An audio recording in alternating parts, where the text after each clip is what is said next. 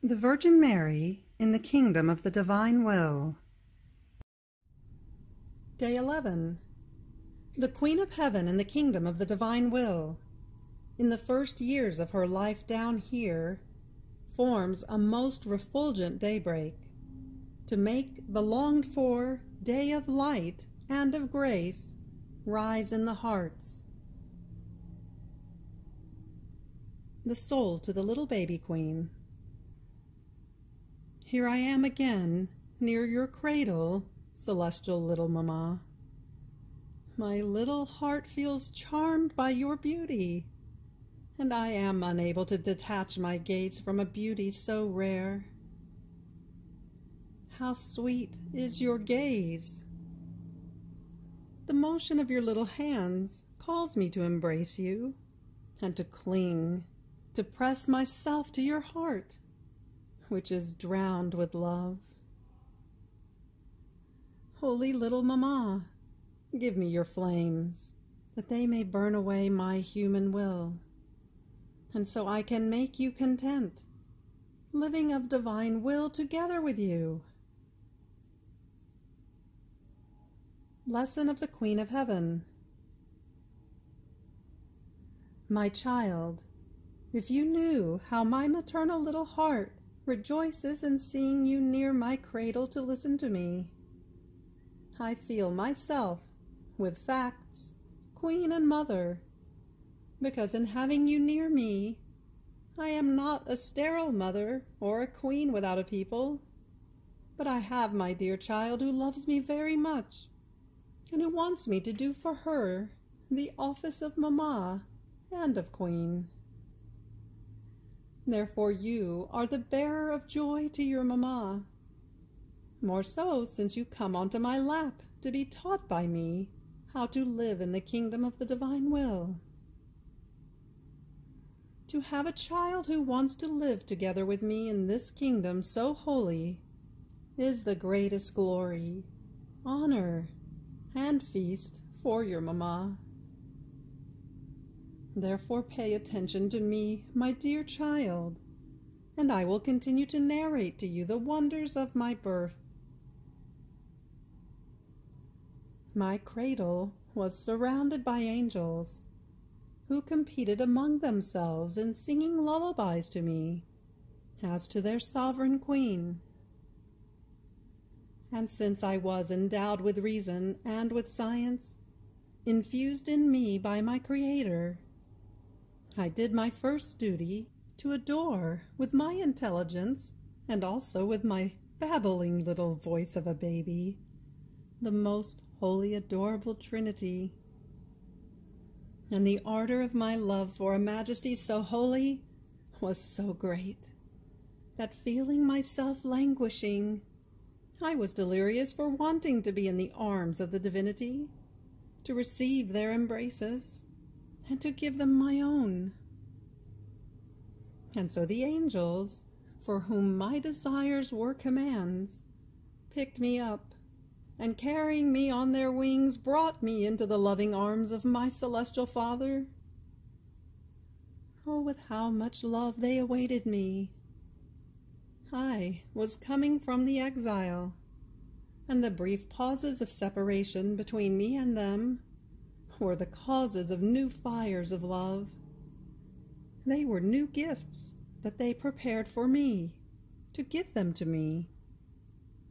And I would find new devices to ask for pity and mercy for my children, who, living in the exile, were under the lash of divine justice. And dissolving myself all in love, I said to them, Adorable Trinity, I feel happy. I feel myself queen.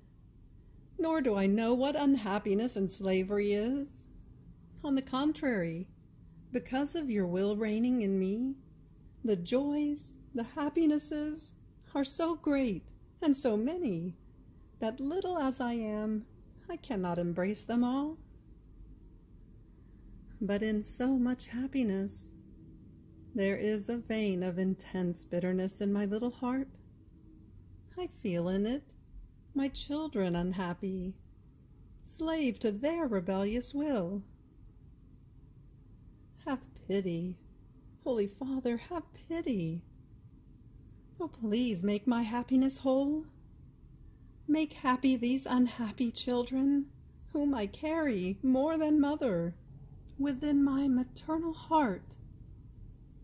Let the divine word descend upon her, and everything will be granted.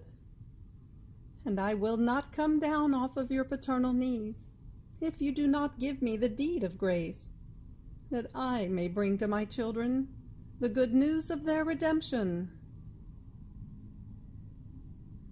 The divinity was moved at my prayers, and filling me with new gifts, they said to me, "Return to the exile and continue your prayers.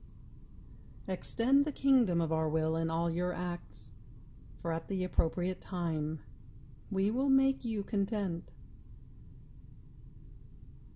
But they did not tell me either when or where he would descend.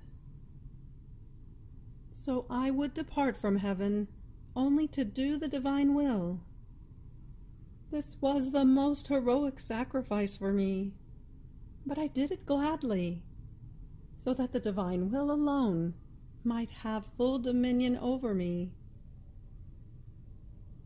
Now listen to me, my child. How much did your soul cost me, to the point of embittering the immense sea of my joys and happinesses? Every time you do your will, you render yourself a slave, and you feel your unhappiness. And I, as your mamma, feel in my heart the unhappiness of my child.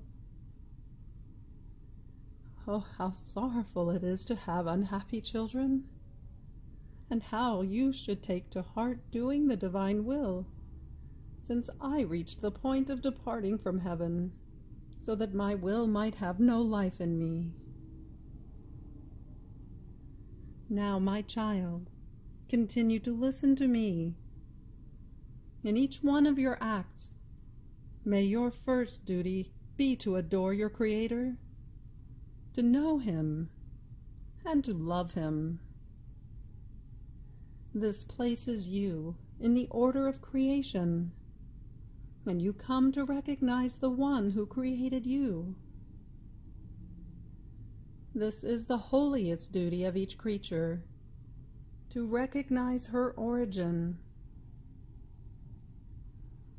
Now you must know that my bringing myself to heaven, descending, praying, formed the daybreak around me, which, spreading in the whole world, surrounded the hearts of my children, so that from the dawn the daybreak might rise, to make arise the serene day of the awaiting of the divine word upon earth.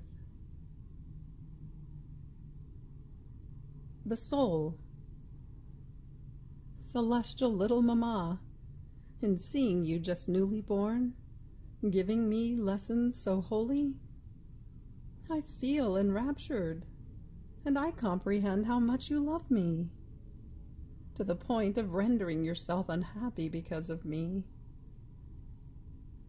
Oh, please, holy mamma, you who love me so much, let the power, the love, the joys that inundate you descend into my heart, so that filled with them, my will may find no room to live in me, and may freely give up the place to the dominion of the divine will.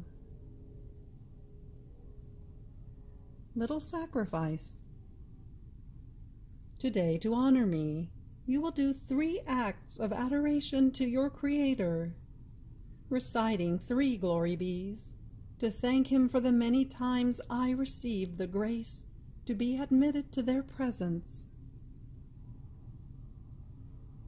Ejaculatory prayer. Celestial Mamma, make the daybreak of the divine will rise within my soul. You have reached the end of Day 11 of the Virgin Mary in the Kingdom of the Divine Will. Fiat.